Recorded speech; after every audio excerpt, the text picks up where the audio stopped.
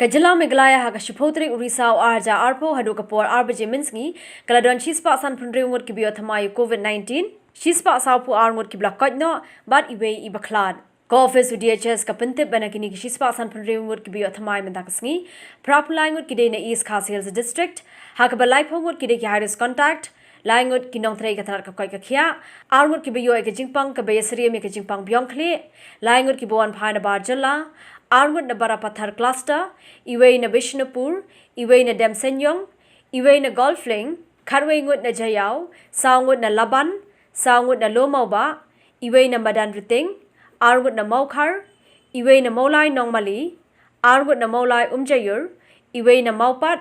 Langut na Mauprem, IWEI na Nongmensong, IWEI na Katanat Pulit, IWEI na Police Bazaar Cluster, Armut na Polo, Sangut na Pinthorba, but IWEI na Rinja.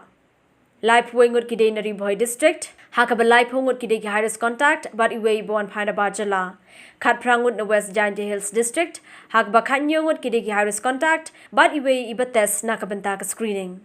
Prangut na Southwest Khasi Hills District, Kibadegi Highness Contact, Prangut na West Garo Hills District, Ki Highness Contact, Laingut na South Garo Hills District, Hakaba IWEI Day na Armed Force but Paramilitary Force, but Arngut Ki Highness Contact. Arngut na Southwest Garo Hills District, Kibadegi MLP, Kibuan Pina Barjala. IWEI Day Highness Contact na Dot Garo Hills District, but IWEI Highness Contact na East Garo Hills District. Nagashi Spa Saupo Arngut Kiba KOIT Mentangasngi, Kandai Pongut Kidei na East Khasi Hills District, Arpuengut na West Garo Hills, Prangut na Riboy District, Hinyongut na East Janja Hills District, Hinreungut na East Garo Hills, Saungut na West Janja Hills, Laingut na West Khasi Hills, but Laingut na Southwest Garo Hills District. IBA-KHLAD Mentangasngi, Idei na East Garo Hills District. Da kajing yo thamai kini kishi spa san pundreungut kajing ko no kishi spa sa puar bar kajing KHLAD IWEI kajala Meglaya haruba primi yakani ka khubor kadan 9000 san spa sa pu sautali ki positive case 8000 sa spa lai pinyo tali ki active case san 1000 sa pu santali ki recovered case ban repu arngut ki KHLAD no